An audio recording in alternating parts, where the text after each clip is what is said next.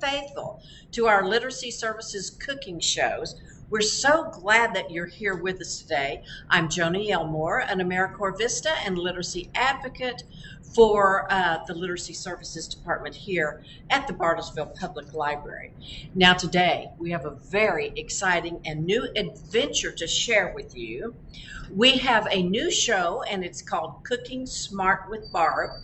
And right behind me, you'll see a lovely new cook. Her name is Barbara Kelly. But let me tell you just a little bit about her. We're going to take some extra time to acquaint you with her and why we have asked her to be a cook for this program.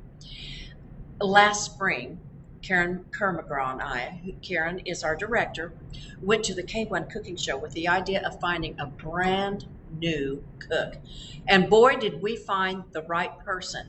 We sat down at the table with this lovely lady and heard all about her and about all of her cooking excitement, all of her recipes, the cookbooks that she has written and delved into for years, her background in Austrian and German cooking from her home, from her mom and dad. And we were just intrigued with her personal story. She was also telling us that she was delving into vegetarian cooking and vegan cooking and learning how to make very smart choices. Well, this program here at the Literacy Services Department is all about how to teach people how to cook again and how to make healthy, smart choices. Why do we do that? Because last year, Oklahoma was 50th in the country in health literacy. That is not first place, that's last place. That means that we don't eat enough fruits and vegetables. We have a lot of obesity in our state. We're not very physical. And we do things that cause us to be unhealthy. So what we're doing at Literacy Services is reteaching you how to be cooks, make smart choices, get on the move. We offer over 11 different exercise classes here at Literacy Services, and all you have to do is go on the Bartlesville Public Library website and look up in the bar at department, and you'll see Literacy Services, and then you'll see a big calendar that talks about our wellness classes, our cooking classes, and our exercise classes. It is so fun to be a part of all this. And what we did was we pulled Barb in by the neck and said, Barb, come help us. And she was so excited to do this. I learned a few more things about Barb earlier today. She has a master's degree in educational counseling from Seattle Pacific University, and she has been in education for years and years. Cooking is her passion because it's one of those things that she does it because she loves it. And she has a whole line of cookbooks that she loves to cook from. She has collected all kinds of recipes over the years. Her grandmother was a domestic cook for some of the rich and famous back in the East, and she couldn't even read. So Barb was one of the ones who measured all the ingredients and wrote it all down for her. Her father lived in Princeton, New Jersey, and he loved all the ethnic groups there in that city and took Barb to all the different storefronts so she could learn how to enjoy and eat and even cook some of those ethnic foods. So Barb is an ethnic storehouse of recipes and cookbooks and fun things. You're going to love all of the smart choices that she has made and is going to teach you how to make. So without further ado, thank you for coming to Cooking Smart with Barb today. We want to thank the following for making this program possible: the Institute of Museum and Library Services, Oklahoma Department of Libraries, and of course your Bartlesville Public Library. May I introduce to you Ms. Barbara Kelly. Thank you. Thank you. I'm so happy to be here. I love to teach, and for years and years taught emotional wellness, and now I'm teaching cooking, which is my absolute sole passion. I, like everybody else, am working on becoming healthier. I work out at the local YMCA with an athletic trainer 3 days a week. I swim. I'm beginning to swim 5 days a week to try and get myself back into shape. And all of this eating and cooking that I am going to be teaching you will be guiding you in that direction as well. I want you to know I'm not on any specific diet. I have a saying: if it doesn't taste good, what's the point? It has to taste good. And then making it taste good and be healthy is our challenge. So a lot of people in our community have decided to be vegan, or vegan and no oil, or vegetarian, or they are on the diet where they really minimize carbs, do a lot of fat. I'm not into fat, and you'll see that as I'm teaching, but I do use some because some is healthy for everybody. So today what we're going to be doing, I had the opportunity to go to a baby shower, and Jim and Phoebe O'Leary brought these meatballs, and they tasted sweet and sour, and oh my God, they were delicious. And then I found out they were meatless. So I was intrigued. We will be doing meatless walnut meatballs and the barbecue sauce that goes on top of those today. Then we're going to do spicy carrot pumpkin harvest soup, because all of these vegetables are so prevalent in the market. One of the best things you can do when you are cooking is cook according to the vegetables and fruits that are in season. Go in the market and look around. It's awful to try and find a pomegranate in the middle of summer when pomegranates are something that are available during Christmas season. And so try and cook according to what's in your market, and that will also save you money. I am also a person that cooks around I purchase around the outer edges of the market. My first stop is always at the fruits and vegetables, but mostly I'm going around the edges. Now, something I have learned to do is to buy more canned things than I used to, and there's a good reason for that. Canned goods, as long as they're low sodium, are very good for you, and they're good for your budget. I found I was throwing out a lot of vegetables that would go bad before I got to them, even though I was trying to plan very carefully. So throughout my lessons with you, you'll see where I'm adding some canned things, some pre-prepared things. And I'm also going to be talking about how you can save time by using frozen goods instead of doing fresh. So let's move forward. The first thing we're going to work on is the apricot barbecue sauce that goes on these meatless meatballs. And it's very simple. It goes together very quickly.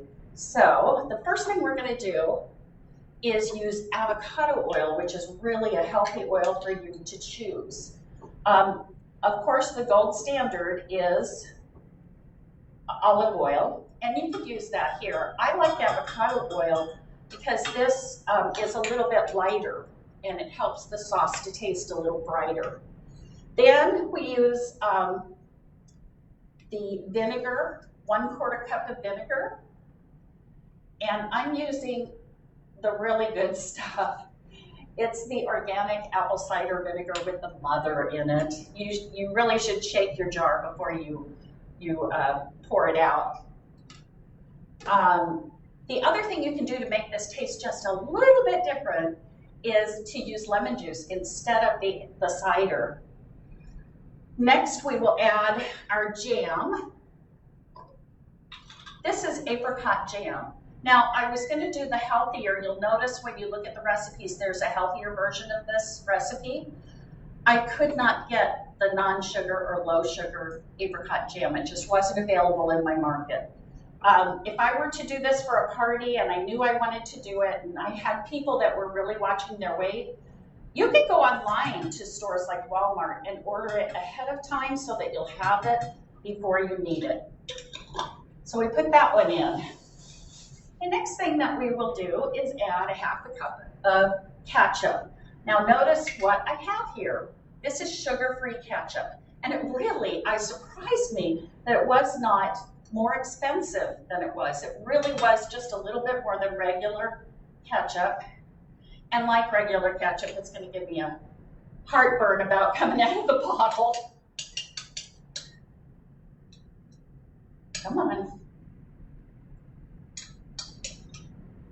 There we go. That's 1/4 cup.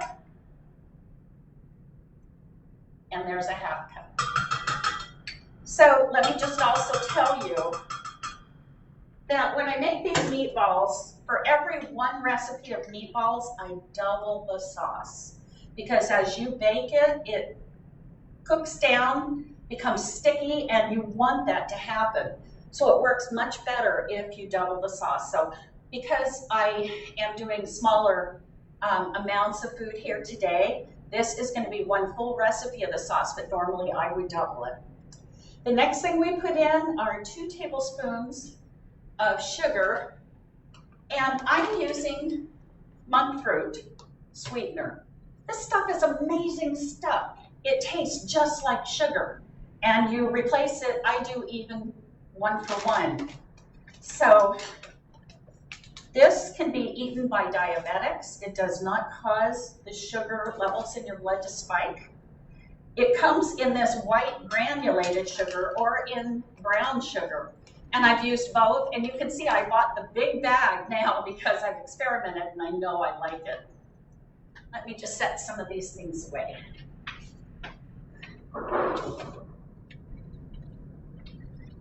Let's see. So that brings us to the oregano. And where did I put it? Where did I put the oregano? Okay.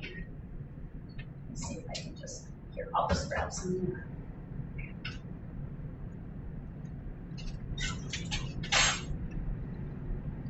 So we're going to put 1/2 teaspoon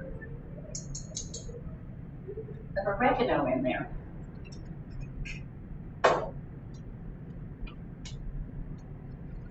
And then we're going to add some hot sauce.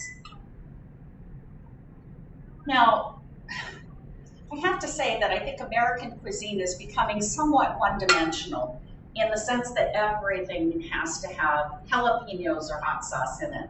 But this, by adding just a little bit, you'd be surprised, some people won't even notice that it's in your recipe, but they will taste something different. It gives it a different kind of depth by adding just a little bit of heat, but not something that's over the top where people are saying, oh my gosh, that's really, really hot. So, okay, so we turn this on, and now we go to here, we go on, power. I'm learning how to use this stove. It's so fun.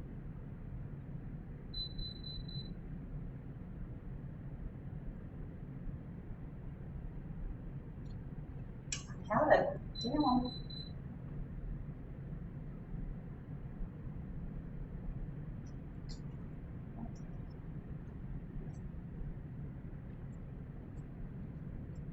Power.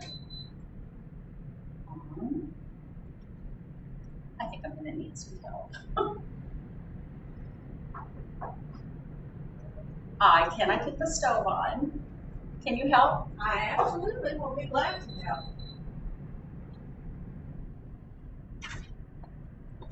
So I got that part done. I did it. That is supposed to be done. Oh, God. Next time you see me, I'll know how to run this thing. There it is. Okay. Now We love our new stove, Barb, and it gives some of our cooks a little bit of a fit. Now I see it. Okay, so we're going to put this on a simmer, and that's done. The secret with this barbecue sauce, the longer you cook it, the better it will taste. Okay, so we're done with that one. Let's move on to the meatballs. The meatballs are very easy. They use this walnut flour, which is very cool. I have regular white breadcrumbs. I looked for whole wheat ones or whole wheat panko. Was not available. Again, I would have to order it. So these are some of the spices that we'll include. And I did some pre-measuring here to make it quick and easy. So for the meatballs, they are going to go into the mixer. So let's go ahead and start with my pre-measured cracker crumbs.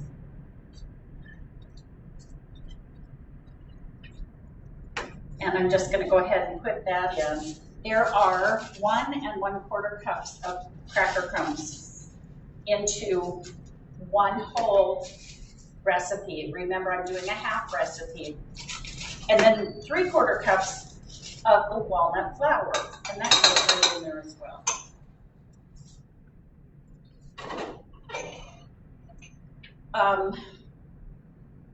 I combined the salt and the sage, so these are pre-measured. And you know, even when you're cooking at home, I have found it tremendously helpful to get everything out that you're gonna use. Even if you don't want to pre-measure because that dirties something up, but if you have everything in front of you that you're gonna use, it goes so much easier. Just go through your recipe and look down as you go.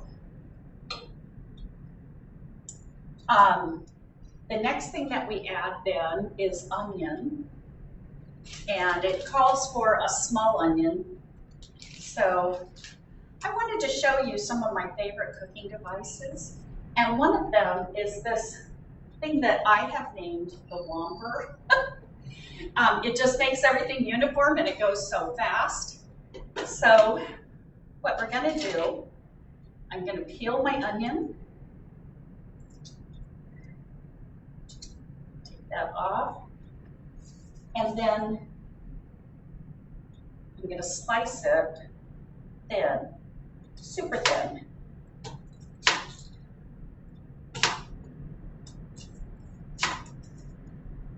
And then I cut these guys in half.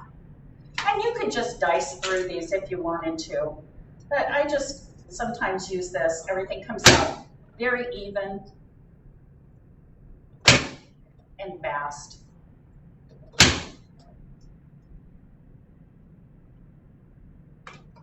Wow. So there's our onions. And they go in here as well. Just like that. We don't want to cook them off in butter or anything like that. So there we go.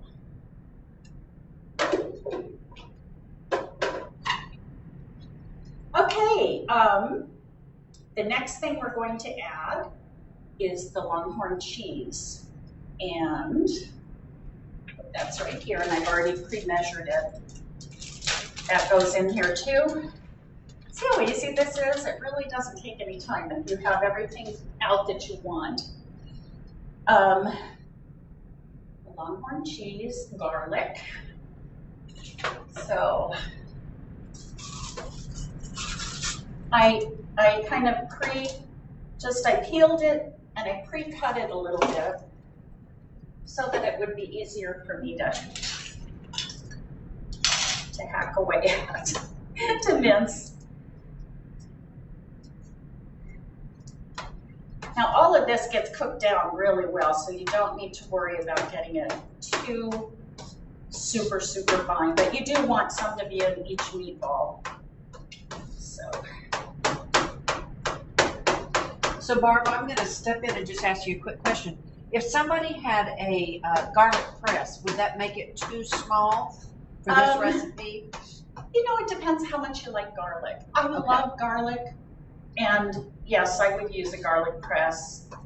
Sometimes I would do that. Okay. Sometimes when you're entertaining, though, you want to be careful. Okay. Because it has a tendency to get a little bit strong. Mm-hmm. Right. Okay. Thank you for that. Absolutely. Okay. So we're going to go ahead and add that garlic. And neat thing about these little covers that go on your chopping boards, how easy is that?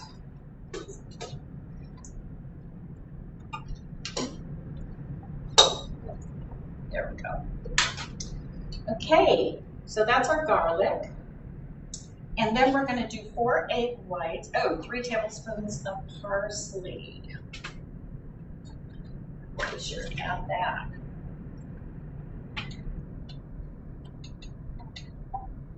One, 2, 3. There we go.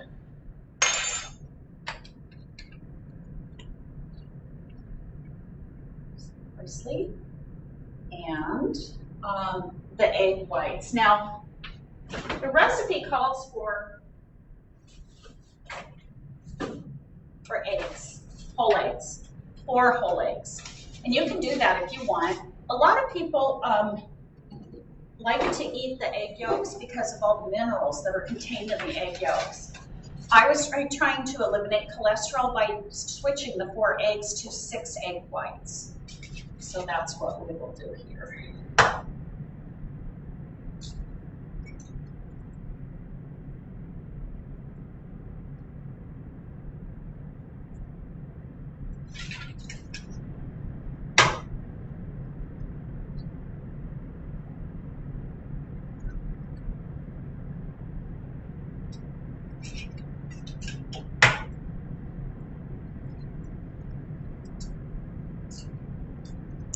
I see, Barb, that you're very good at doing the separating there.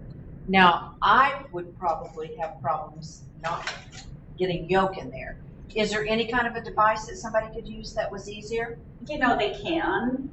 I'll tell you how I usually do it. I crack a whole egg into a bowl, 1 egg in a bowl, and then I reach with my fingers like this and I pull the yolk up and shake it. That's how I normally separate eggs. Great. So it's just easier that way for me. Thank you. Lots of people have different ways of doing it. Some people do it into separate bowls. But I also knew that if I got yolk into this, it wouldn't matter because most of the time there is yolk in this recipe. So but I didn't get any. Great, great. I know you didn't, but I would have. Okay. So that's everything that is in here. Can everybody see this? And this is backwards than the one I have at home for me. So now we're just going to mix this.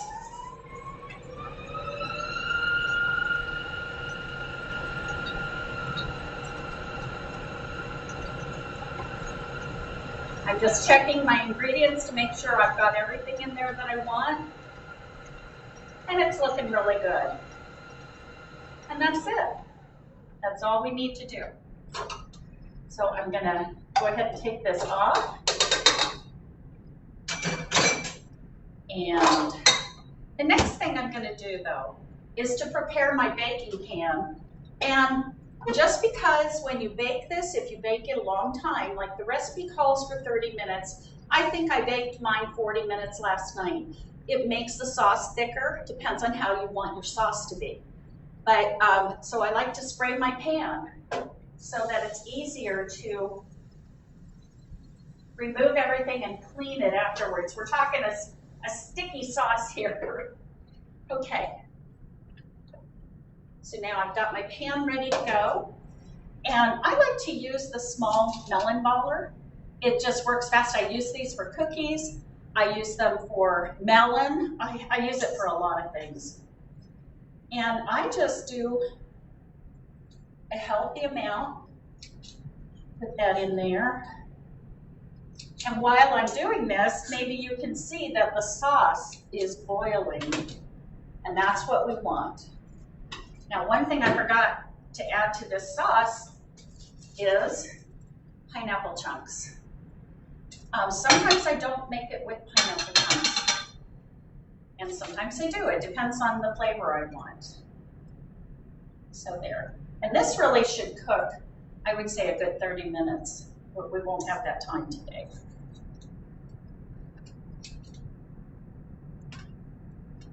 Build that guy back up.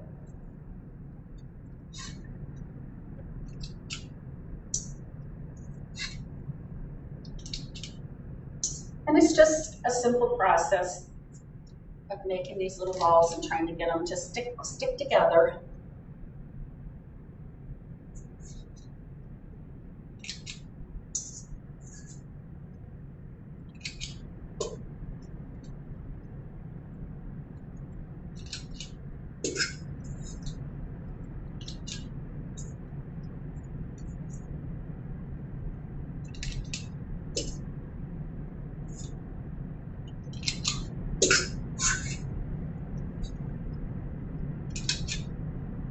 Oh, that one kind of fell apart. And they do. They're tender.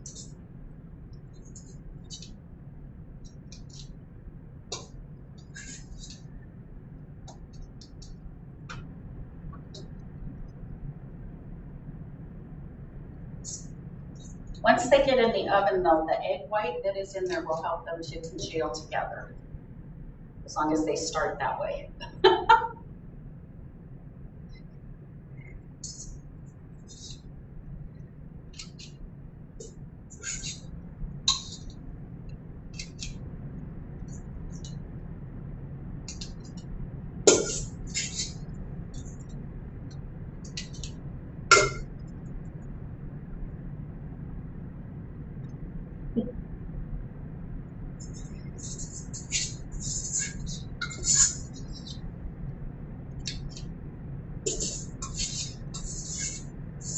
And I think that's about good.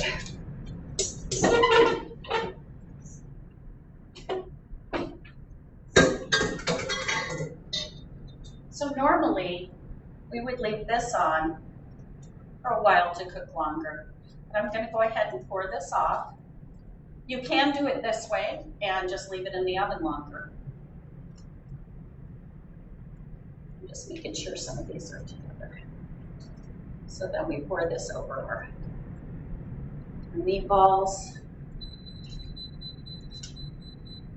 And you preheat your oven to 350.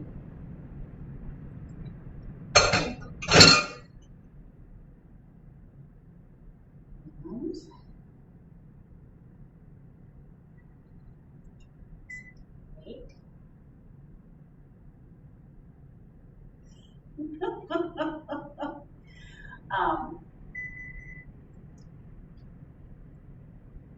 350, 8, 350.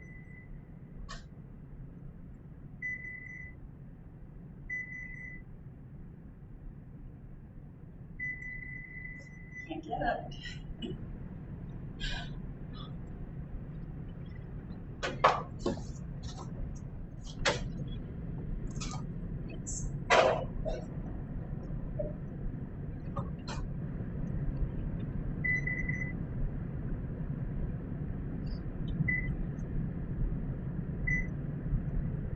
Yep. Perfect. Okay. I would leave those in for about 40 minutes. Our finished product is over on our table, so I don't have any to remove. Well, we will be able to take the camera over there in just a few minutes, okay? So they'll be able to see the finished product. Okay. So now we're going to start on our spicy carrot pumpkin harvest soup, which is a very hearty soup. It's something that your men will really love. You can also, if you don't like it as thick as I made mine, which is almost like a stew, you can thin it down with more chicken broth, and it works really well. So the first thing we're going to do, I'll move this one here so you can see, and I think this is still on now. So the light means it's off, right? So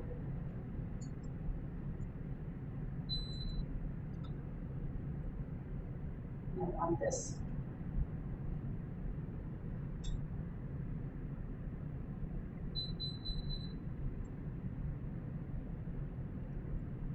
Oh, this is terrible. Okay, so it's on high. It has an H on it, then it's on high, right? Okay. So what I'm going to do is put a couple of tablespoons of, not very much, but just a little bit, of avocado oil into the pan to heat up. And then we're going to chop an onion.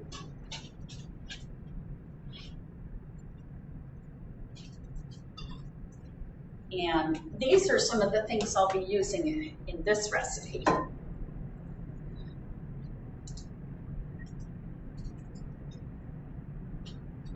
And these are the spices. Now, when you end up mixing cinnamon, allspice, nutmeg, and ginger together, a soup, that's why it's called spicy.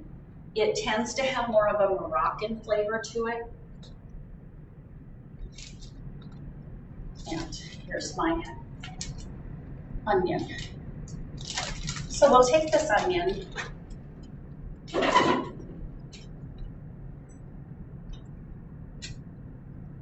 and this one, I'm just going to go ahead and slice it.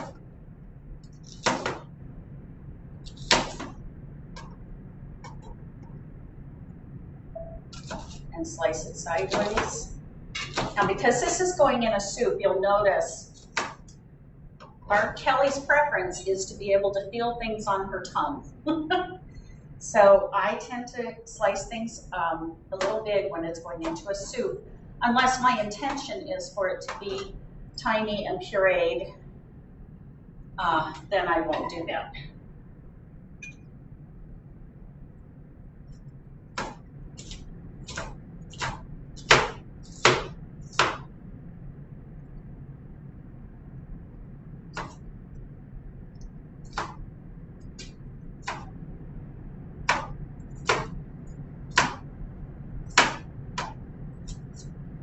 So there's our onion. That's pretty much the smallest we need that. The next thing that we're going to do is celery.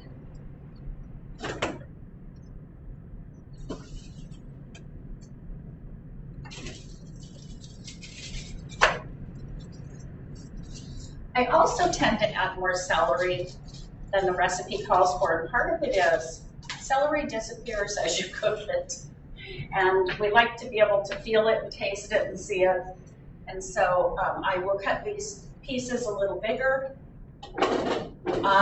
so that as they stew, they're still a big part, not just of the flavor palette, but of your tongue. So I cut these this way. And then I'm going to go ahead and put this in here to get it out of the way. Goes your onion. Now we'll do the celery.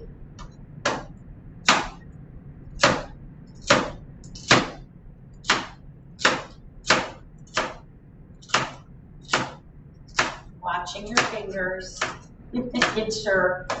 Oh, my husband, he always warned me when he sharpened the knives, but then he always went and got the Band-Aid box and put it in the kitchen because I would tend to be so busy on raising kids and working, and I would be flying so fast, and there we go, the finger.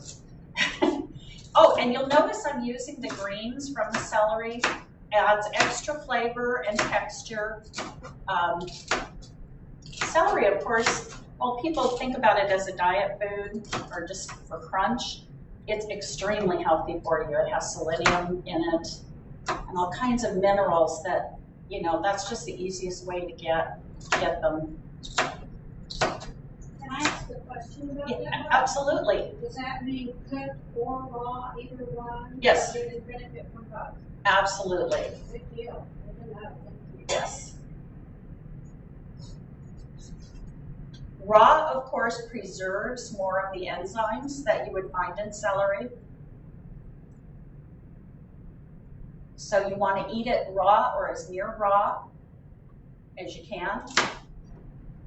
And for those of you that have kids at home, oh my gosh, be sure and keep celery and carrots in pieces in your refrigerator that are bigger than this, that are more like this size, along with the peanut butter that should be beside the, you know, in a cupboard, so that your kids have a protein and a vegetable.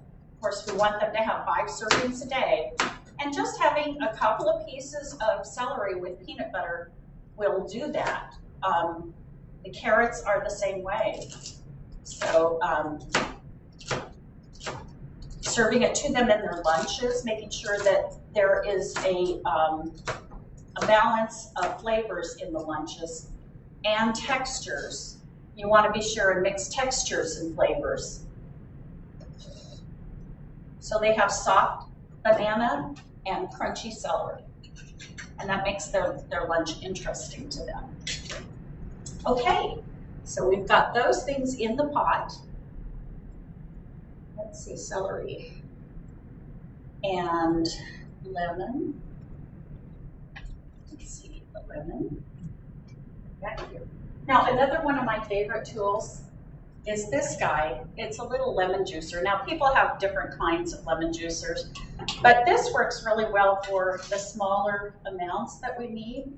In this case, we need to put in 1/2 lemon. And normally, I like to microwave my lemon to make them juice really fast. The reason I like this guy is, I know you can't see it, but on the side it has teaspoon measures up to tablespoon. And this thing will hold 2 tablespoons of lemon juice, and you don't have to dirty another measuring device. And so, but this one just takes a whole 1/2 of a lemon, so I don't really have to measure it. But this works so well, you can really press that juice out of there. And I'll need the other 1/2 for when we're making the vegan butter. So there we go.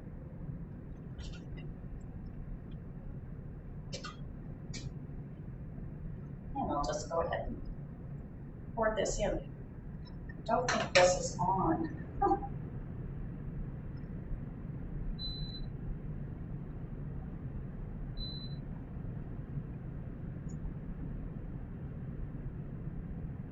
There, it ought to be cooking now. Okay, so that is everything that we want to brown and in this here. We'll cook that down once that gets going. Then celery lemon and the white cooking wine I add at the end. Next to this, and you'll add it early like this, are the spices, all the spices. You want them to bloom in the oil so that they will release the oil from their ground state into your pot. So in this mix, there's a 1/2 teaspoon of ground nutmeg, a 1/2 teaspoon, of cinnamon, 1/2 teaspoon of ginger, and a 1/2 teaspoon of allspice. And if you want to kick this up a notch, make your ginger fresh. And if you have a nutmeg ball and grater, go ahead and do that. That will really increase the flavors that you get.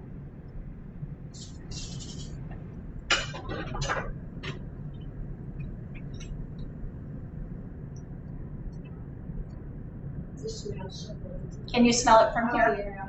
It smells wonderful. Yeah.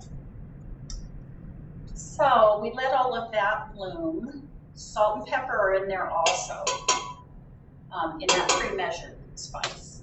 So that will just cook and smell wonderful while you're waiting on that. The next thing we're going to do then is to add the chicken broth. And I have to tell you that when I was at home, I experimented with vegetable broth, and it didn't come out the same. The vegetable broth has this odd garlic flavor that works really well in certain recipes, but in this one I just didn't think it was a good match. So, and one of the things I tend to do when I'm using chicken broth, I use this kind of chicken broth, usually low sodium, and then also I mix it with bone broth. The bone broth has greater density of nutrients in it and will flavor your soups just as well. By mixing them, you get the best of both worlds. Oh, this is really coming together. So there we go. Let that cook a little. So we're going to add the chicken broth, and then we're going to add the pumpkin puree. And a lot of times I will take a whole pumpkin in the harvest month of October and cook it, puree it, and then put it into my freezer in measuring amounts that I might use. But we're talking about speed and efficiency also, so we're just going to go ahead and use this pumpkin broth, 100% pumpkin from a can. And the other thing you have to be careful of when you're picking this up at the grocery store, Libby's makes a pumpkin mix in a can, looks just like this, and it's got everything in it for the pie. So you want to make sure you don't pick that one up.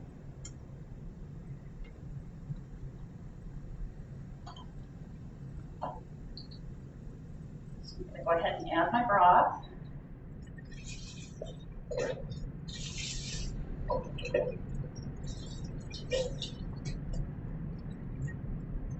And this is the bone broth. And that'll come up to a good boil. And this is the chicken broth. It was chicken bone broth. I want to be sure that you know I'm using the same kind of creature in, in the soup.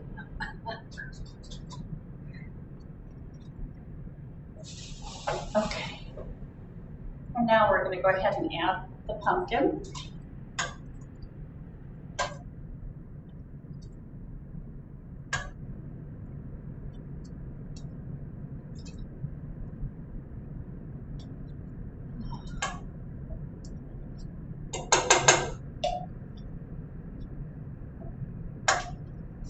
There we go.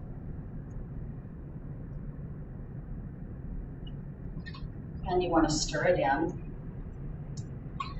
Now, the recipe calls for Yukon Gold potatoes, which we all know are the creamiest potatoes you can buy on the market. But I couldn't get them. So I bought these baby golden ones because I actually experimented with them and they're very tender when you boil them. So I think this will give you the same creaminess. Of course, I washed them and I took all the eyelids off. When they are, the way to estimate how big you want this, like I like to have big pieces of stuff in my stew and soup, but you also want it to fit on your spoon. You don't want to have to cut it, or your guests to have to cut it in the soup bowl. And so I like to cut them just so that they'll fit like on a soup spoon.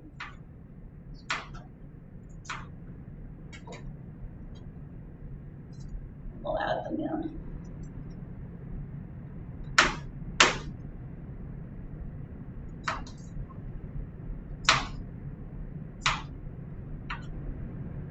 Ed's looking out for my fingers from heaven. Poor guy.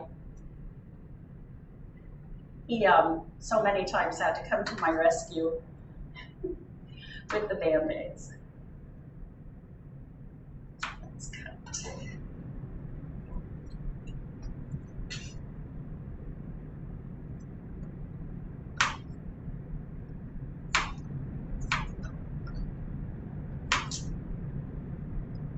I'm estimating that these little potatoes are about the same as 2 good-sized Yukon Gold potatoes. And I can tell you they just taste yummy in soup, or just boiled. Boil them, you can boil them in water, or if you want to kick it up a notch, put some chicken broth in and boil your potatoes in chicken broth, just whole like this. And you notice I am leaving the skins on. Why is that? Because there's a lot of fiber in those skins and lots of nutrient value there. You know, even when you eat a baked potato, you should be eating the skin to add the fiber of the potato. Okay, there we go. Okay, and now we need to do some carrots. And, oops, better rinse that one off. Oh my goodness. Okay. I am going to go ahead and use my whomper again on these. Carrots are a little harder through the whomper. They aren't as easy to get through it, but I like the fact that they're all the same size and there's no problem with that.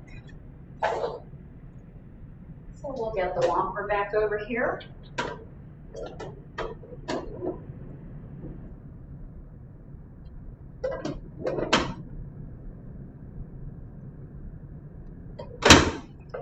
And that's all it takes.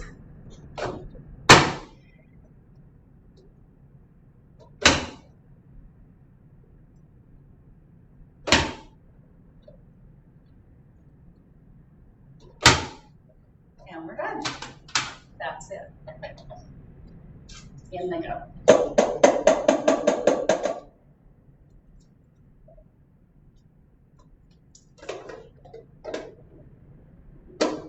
The next thing we're going to add are the garbanzo beans. I know there's, oh, chickpeas. I call them garbanzo beans. That's what they were when I grew up. Now you notice this is a half a can, and if you end up using a half a can, put these into a bowl with a lid on it and tell your kids they're there. This is a super snack to add to their lunch.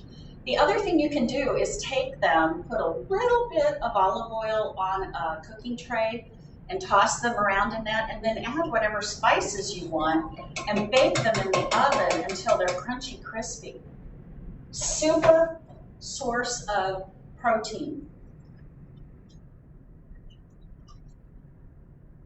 But I just like to eat them out of the can. I eat a lot of beans. I eat every kind of bean under the sun. Okay. So that's all those ingredients that go into that. Now we're going to go to the spices that go into this. Oh, I already added those. Right, and chicken broth and puree, and potatoes and carrots and beans. Yep, so everything is in there that we want to be in there. We just are going to let this cook now for about 35, 40 minutes. So you easily can make this. You can make it really quickly for dinner. If you start a little bit in the afternoon, you'll be ready by dinner time. So quickly now, I'd like to shift gears a bit to the vegan butter, because that doesn't take more than a minute or two to put together. And get rid of this beast.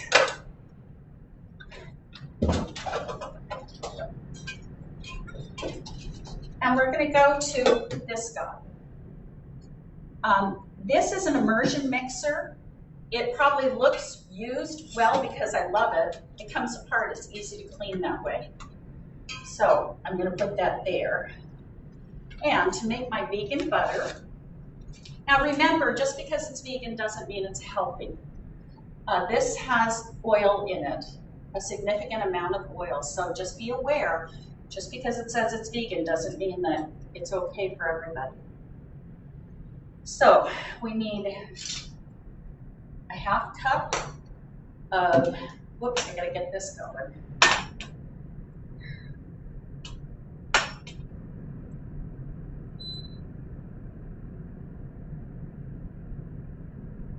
Okay, so I'm going to take my coconut oil,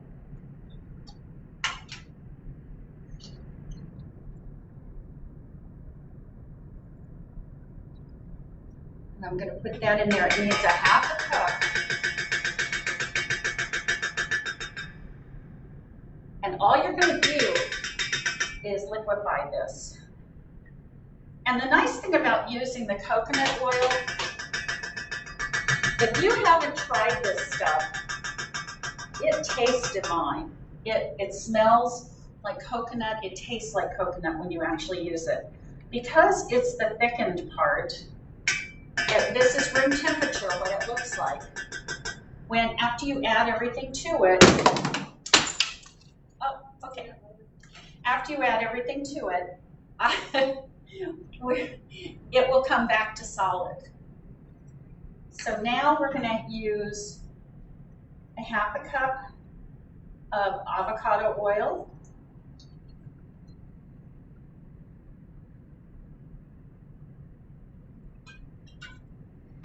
And then we add 2 tablespoons more. 1, 2, there we go. And a third of a cup of the milk. And I like to use oat milk. And you're not going to add this in there. You're going to put it in a separate bowl.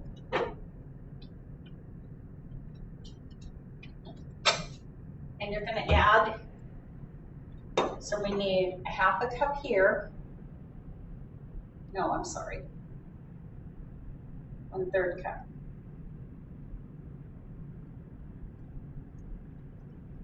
And then to this, we're going to add the apple cider vinegar. And that is a teaspoon. I have a half a teaspoon measure here, so. And if you put a little more in, that's fine. A teaspoon of nutritional yeast, which is it here? Yes. Those walnuts. And what else do we add? Oh, I know, it's in the refrigerator. That's why, because you got to keep nutritional yeast refrigerated after you open the bag. This is the stuff that vegan and vegetarian cooks use for a cheese flavor.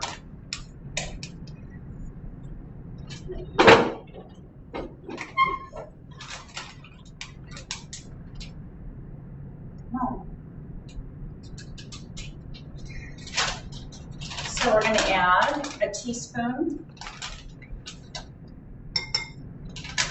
of nutritional yeast, a little bit of turmeric, and the turmeric has properties that cause anti-inflammation, and so it's really good for you.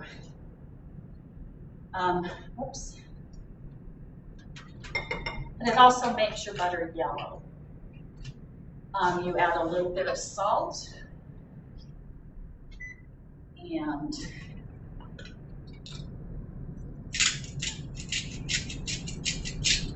a little bit of lemon juice.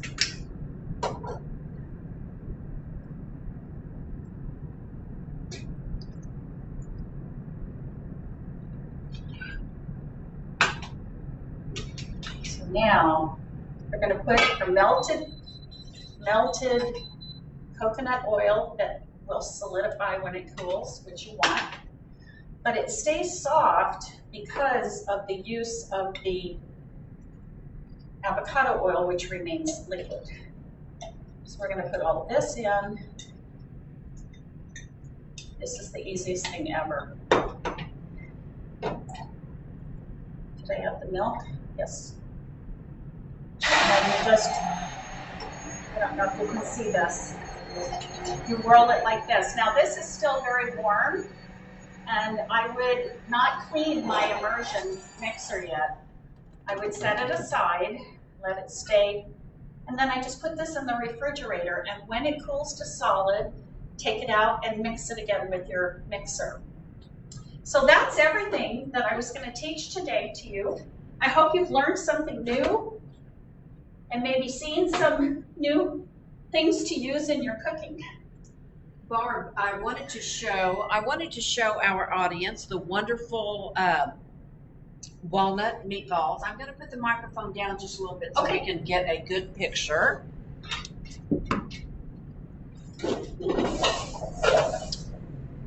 Can everybody see that? There we go. These are absolutely beautiful, delicious. Can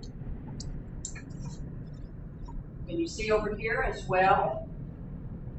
So the soup is scooped into a bowl. You put some, and I am walking around here. Put some yogurt, a scoop of yogurt on the top. Could you get that yogurt out for me, and we'll show this one. Oh, I'm sorry. Yes.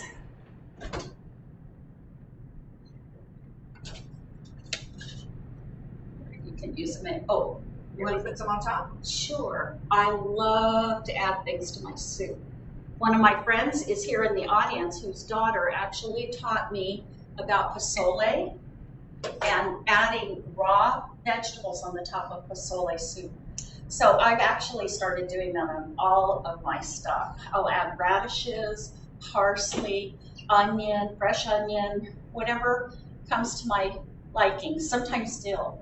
All right, so here we have our spicy carrot and pumpkin soup, and it's garnished with yogurt, a yogurt mix. Yeah. Okay. Or you could use light sour cream if you want. It depends on your preference. Okay. We have a rosemary and wheat wonderful sourdough bread laced with vegan butter. And then tell me about the spice on the side of our That's just dish. cilantro. I use a lot of cilantro and parsley. Again, there's just so much in it that is so good for you. You know when they bring you your bread and there's a little sprig of rosemary on the side? I strip the leaves off, I put a little butter on my bread, and then I just add that rosemary right on top. If you've never done that, or thyme, fresh thyme is incredible on bread. So there we go. Everything looks beautiful. Hope Now, that you have enjoyed our show. yes, and I wanted to announce that the next Smart Cooking Show with Barb will be October the 21st on Thursday. Now, she is going to do something in October that will help us to prepare a little bit for the holidays. So let me just put a little teaser out there. Barb is going to make low-carb stuffing for our turkey, and she's going to have chicken with that, and we're going to do a winter fruit and low-carb stuffing also for turkey, an orange fruit gravy. That just sounds wonderful. And I believe, I don't know if you're going to use Cornish game hens and acorn squash or not, but I know you're going to come up with the medley of ideas for us there. Different ways to serve your stuffing. Yes. So it's not just eating it one season. And I believe you're going to show us how to do a low-carb English muffin. Yes. Now that I think people will really be interested in. And it cooks in 2 minutes in your microwave. Oh, fabulous. Now this is the way the vegan butter looks. And she mentioned that the turmeric does cause the vegan butter to look a little bit richer in color. So that's why you see the rich color in that particular vegan butter. But it is very whipped, and it is soft, and it looks delicious. I'm going to put that up here.